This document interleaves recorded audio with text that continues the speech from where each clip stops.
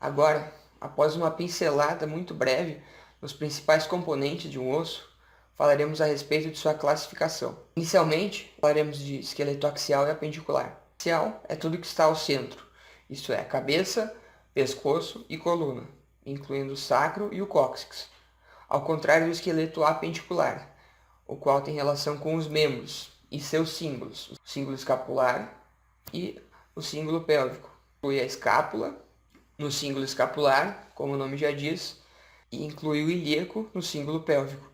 Agora falaremos a respeito dos tipos de ossos. Os ossos são divididos quanto à sua forma, em longos, como já foi abordado, curtos, onde há dimensão aproximada de comprimento e largura.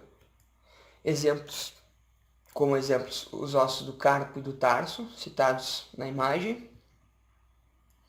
Os ossos planos ou chatos, como exemplo a calota craniana ou escápula e ossos da pelve. Dentro da calota craniana, vale ressaltar as suas camadas, as quais possuem duas corticais, uma externa e outra interna, e uma camada de osso esponjoso ao meio, chamada de díploe. Também temos os ossos irregulares, os quais, como o nome já diz, são irregulares em seu formato, não possuem um padrão. Como exemplos, o esfenoide e também os ossos das vértebras. E por fim, os ossos sesamoides, os quais possuem uma importante função segundo a física. Eles potencializam a força dos músculos por meio da força resultante aumentada. Como exemplo, citamos a patela, demonstrada por uma obra de arte feita por mim para exemplificar uma força resultante maior quando a patela está presente, visto que há um braço de alavanca para o mecanismo extensor do joelho. Outros exemplos de ossos sesamoides estão presentes nos pés e também nas mãos, relacionados ao hálux e ao polegar. Também há tipos de ossos microscópicos, tendo 5 tipos de ossos macroscópicos. Temos o tecido ósseo primário, reticular e o secundário, ou lamelar. Como o nome já diz, o tecido primário, ele vem primeiro, ele é um tecido imaturo, ao contrário do secundário, o qual possui uma boa organização entre seus componentes, uma configuração muito mais organizada. O tecido primário não possui linhas de estresse, é um osso imaturo.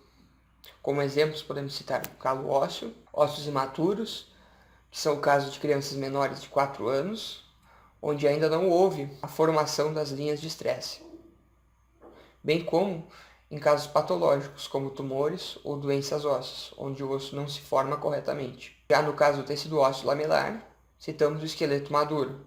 Vale lembrar que o tecido ósseo secundário ou lamelar inclui tanto o tecido ósseo cortical e o esponjoso, aproximando o tecido imaturo em comparação com o tecido maduro, e uma atenção especial para a organização desses dois tipos microscópicos de ossos. Quanto ao desenvolvimento ósseo, temos 3 tipos: endocondral, intramembranoso e aposicional.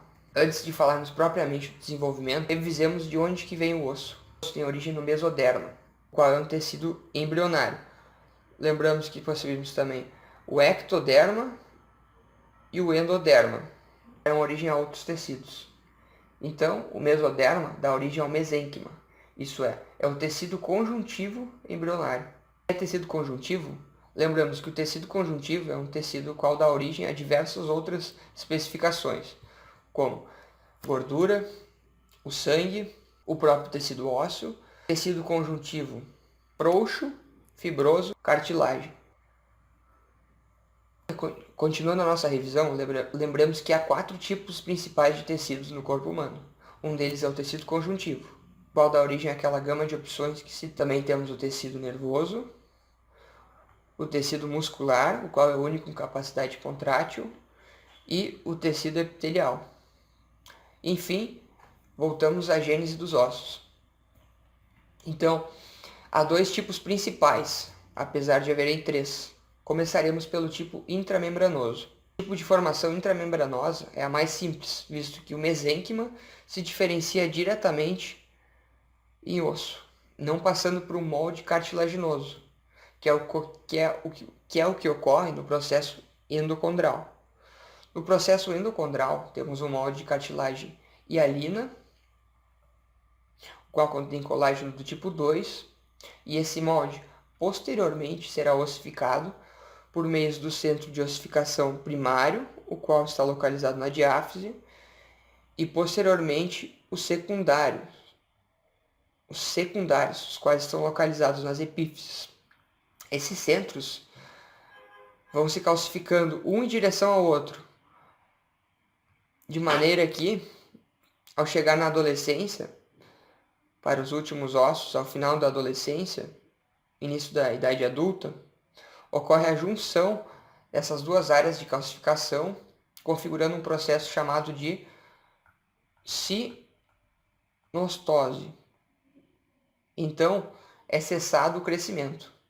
Esse crescimento ocorre na placa epifisal, a qual, inclusive, para testes de se um jovem irá crescer, se vale a pena fazer algum tratamento hormonal, é feita uma radiografia, comumente de raio distal, para verificar se ainda há uma placa epifisal ou se ela já está calcificada. Se perante a análise da imagem, ainda possuir algum potencial de crescimento, vale a pena fazer a utilização de medicações para tal, visto que o osso ainda pode crescer em comprimento. Caso contrário, o osso apenas crescerá em largura, configurando o crescimento aposicional.